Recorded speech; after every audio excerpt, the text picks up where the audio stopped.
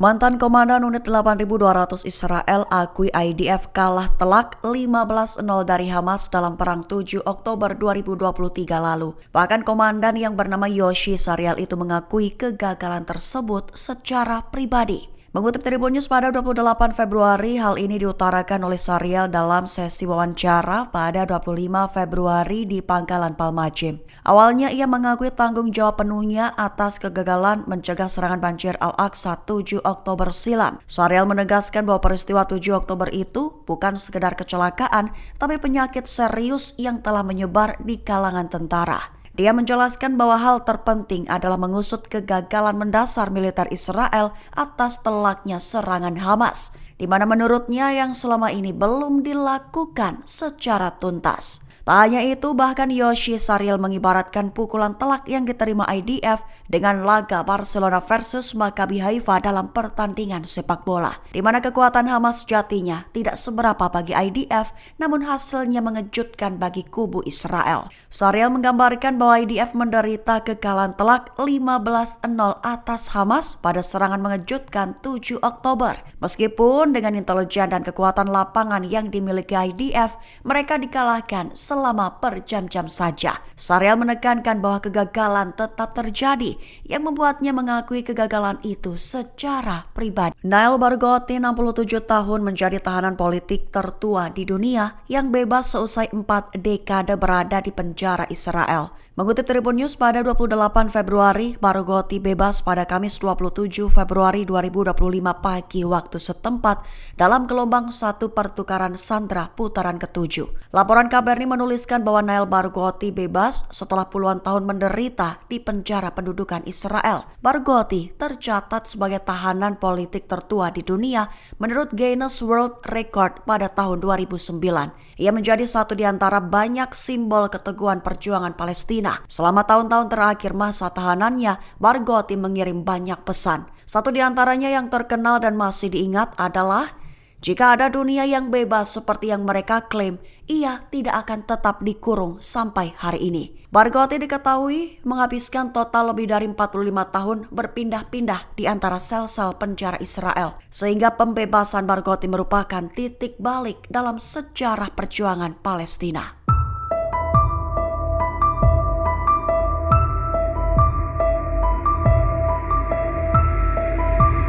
Ketua UNRWA Philippe Lazzarini menyoroti dampak yang menghancurkan bagi warga Palestina.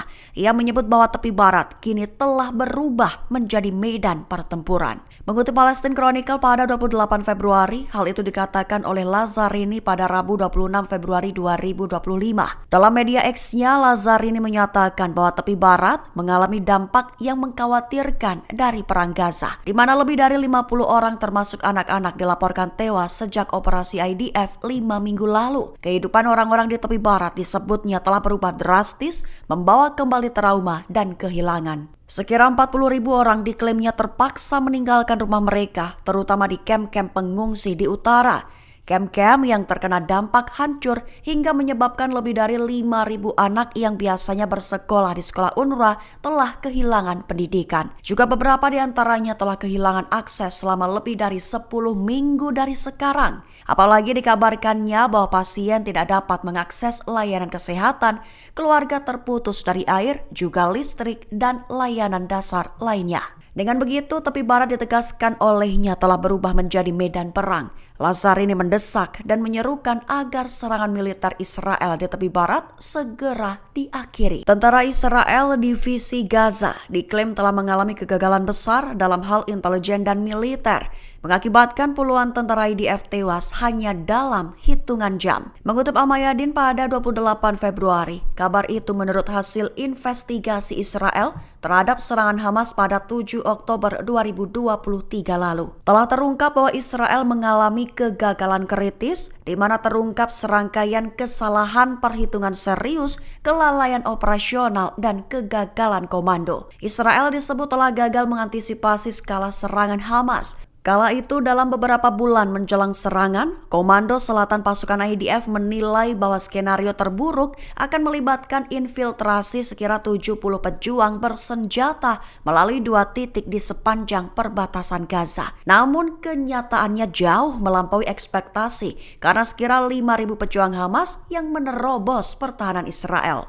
Kesalahan penilaian itu diperparah oleh arahan Perdana Menteri Benyamin Netanyahu 3 bulan sebelum serangan, di mana ia menginstruksikan IDF untuk memprioritaskan ancaman dari Iran, Hizbollah, dan tepi barat sambil tetap menjaga ketenangan di Gaza. Perubahan fokus itu membuat pasukan Israel tidak siap menghadapi serangan yang belum pernah terjadi sebelumnya, hingga penyelidikan mengungkapkan bahwa divisi Gaza kolaps selama beberapa jam selama serangan. Kenyataan itu tidak sepenuhnya dipahami secara langsung yang menyebabkan penundaan dalam pengambilan keputusan di tingkat Komando Selatan dan staf umum. Terungkap bahwa rantai komando mengalami pukulan telak, di mana divisi Gaza berhasil dikalahkan dalam waktu 2 jam, juga mengakibatkan sebagian besar komandan tingkat menengah termasuk para pemimpin batalion dan kompi tewas pada tahap awal. Betullah Israel rusak parah imbas serangan Hizbollah. Dikabarkan bahwa 70% rumah hancur hingga membuat pemukim ragu untuk kembali. Mengutip Tribun News pada 28 Februari, hal itu dikabarkan oleh Kepala Dewan Meitullah David Azulai beberapa waktu lalu. Lebih tepatnya Azulai mengklaim bahwa itu adalah seruan, mengingat kerusakan parah yang disebabkan oleh tembakan Hizbollah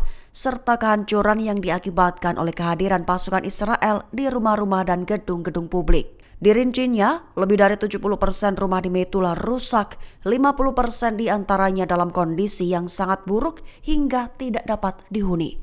Selain itu, sistem pendidikan di Meitullah juga telah hancur. Lembaga-lembaga publik disebutnya hancur berantakan. Bahkan diklaimnya bahwa pejabat pajak properti mengakui bahwa belum ada solusi. Dengan begitu, rencana pemerintahan Benyamin Netanyahu dalam memulangkan semua pemukim ilegal diperkirakan tak terjadi, mengingat pemukiman mereka yang masih belum siap mereka huni. Menurut laporan media Israel, banyak pemukim ilegal Yahudi masih ragu untuk kembali ke wilayah utara Israel tersebut.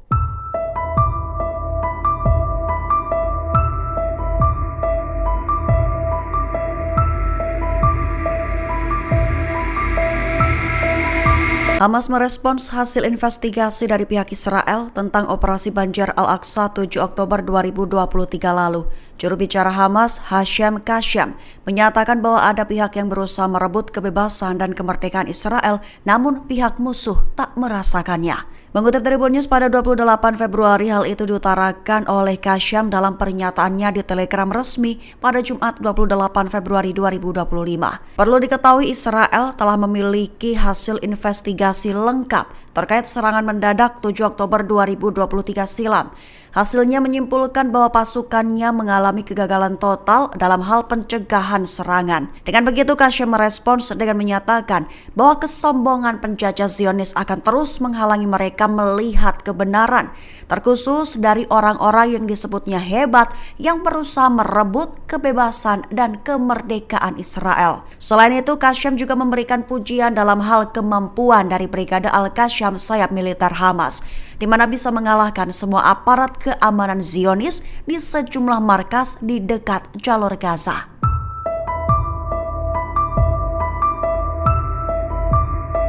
Seorang pejabat senior dari pemerintahan Donald Trump dilaporkan telah mengirimkan pesan kepada Israel. Isi pesan itu adalah mendorong aksi pengeboman selama pemakaman pemimpin Hizbollah Syed Hassan Nasrallah dan Syed Hashim Safieddin. Mengutip Al-Mayadin pada 28 Februari, hal itu dilaporkan oleh sumber utama Channel 14 dalam pernyataannya beberapa waktu lalu. Laporan tidak menjelaskan apakah pesan tersebut disampaikan langsung atas nama Presiden Donald Trump, akan tetapi laporan itu mengisyaratkan bahwa pesan tersebut datang dari seorang tokoh yang relatif senior dan terkenal dalam pemerintahan Trump. Disebut yang mengisyaratkan adanya dukungan dari Washington. Lebih tepatnya dilaporkan bahwa pihak Amerika mengirim pesan kepada Israel pada malam menjelang pemakaman, menyatakan bahwa Washington tidak hanya memberikan lampu hijau untuk menargetkan pejabat tinggi Hizbollah selama prosesi pemakaman, tetapi pemerintahan tersebut benar-benar akan menyambut baik tindakan seperti seperti itu. Walaupun begitu, nyatanya saat prosesi pemakaman, pejabat Israel memutuskan tidak melakukan isi pesan itu, melainkan hanya memilih untuk melakukan provokasi kecil di mana beberapa jet tempur yang terlihat terbang rendah saat prosesi pemakaman berlangsung. Download Tribun X sekarang, menghadirkan lokal menjadi Indonesia.